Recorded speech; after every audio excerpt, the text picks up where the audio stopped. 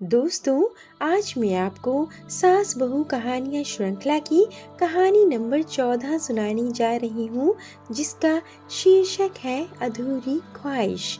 तो चलिए कहानी की शुरुआत करते हैं।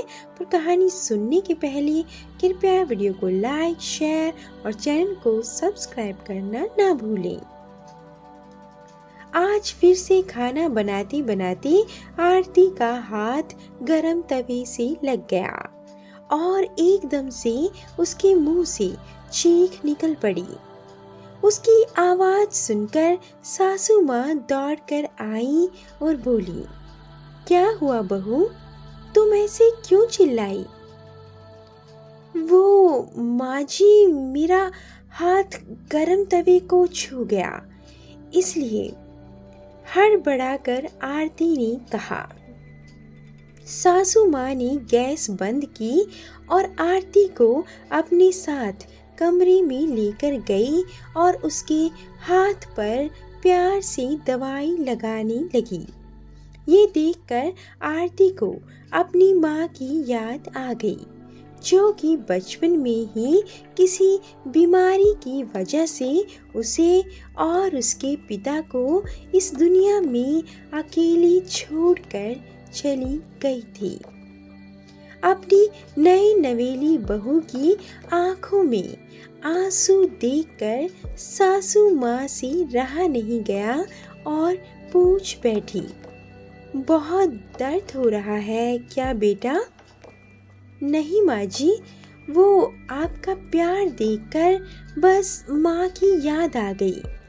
जब मुझे थोड़ी भी तकलीफ होती थी तो वो मेरे बिना बोले सब समझ जाती थी। उसकी गोदी में सिर रखकर मैं अपनी सारी तकलीफ भूल जाती थी। मैं सिर्फ 8वीं कक्षा में ही थी जब माँ मुझे छोड़कर चली गई।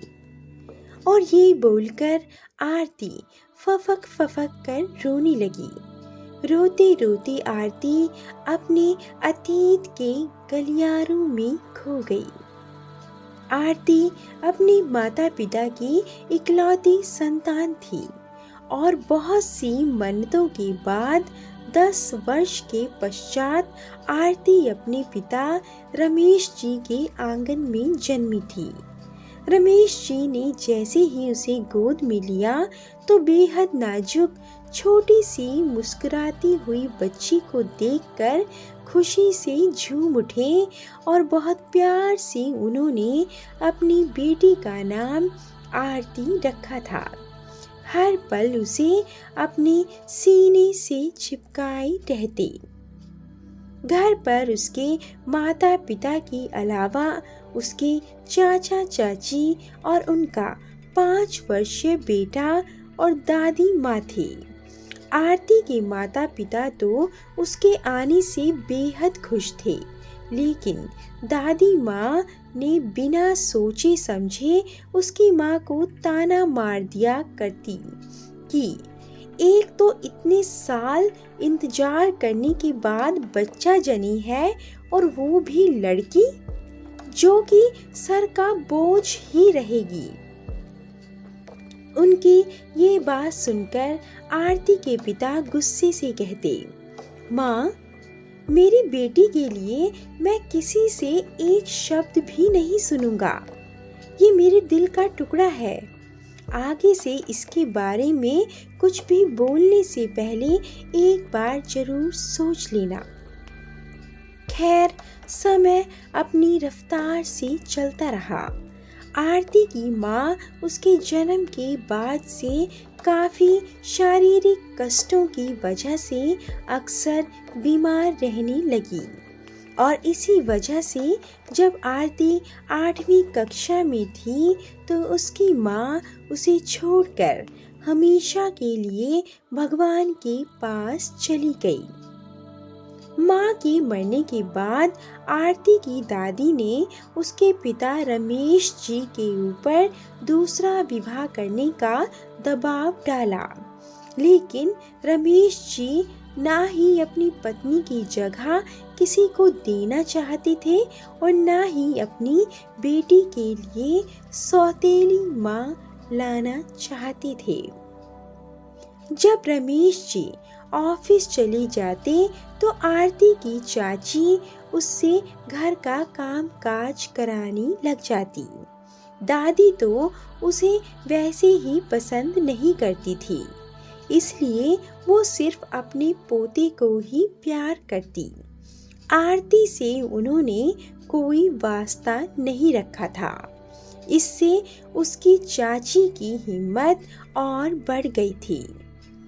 अब उसने धीरे धीरे घर का पूरा कार्यभार आरती के नाजुक कंधों पर डाल दिया और जब शाम को उसके पिता दफ्तर से वापस आते तो आरती को झूठा प्यार करने का दिखावा करती।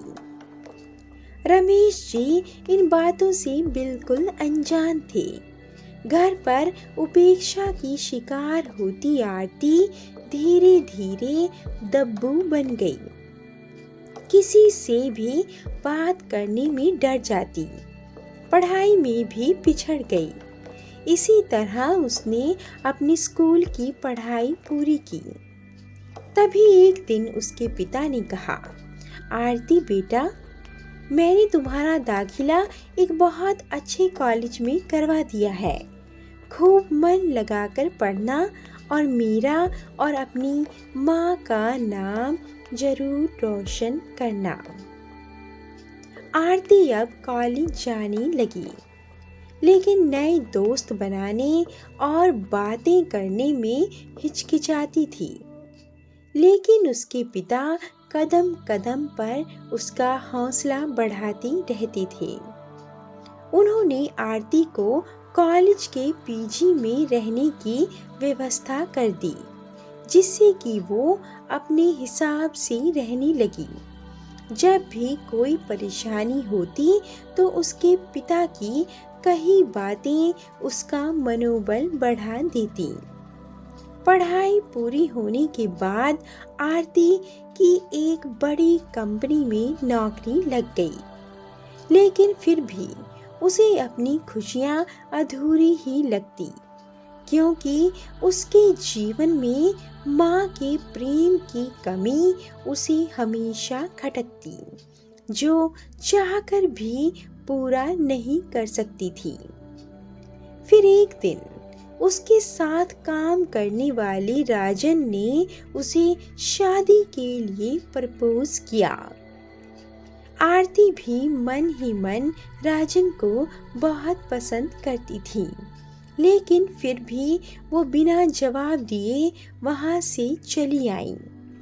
घर आकर उसने अपने पिता को राजन के बारे में बताकर पूछा, पापा, क्या मैं राजन को हाँ कह सकती हूँ? ये सुनकर उसके पिता खुश हो गए और अपनी सहमति जताकर पूछा, ऐसी क्या खास बात है राजन में जो तुम्हें वो पसंद आया? पापा, जब भी मैं परेशान होती हूँ तो राजन आपकी तरह ही मेरा हमेशा हौसला बढ़ाता है और मैं अपना काम बेहतर तरीके से कर पाती हूँ। सिर्फ यही एक वजह है। और फिर उसके पिता आरती और राजन की धूमधाम से शादी करा देते हैं। आज आरती की शादी को 3 महीने ही बीते थे कि उसने कई बार अपनी सासू माँ में अपनी माँ की छवि देखी। जब भी आरती उदास होती थी, उसकी सासू माँ उसे झट से किसी भी तरीके से हंसा देती थी। सासू माँ उसमें एक मासूम सी बच्ची का रूप देखती थी, जो कि एक माँ के प्यार के लिए तरसती थी।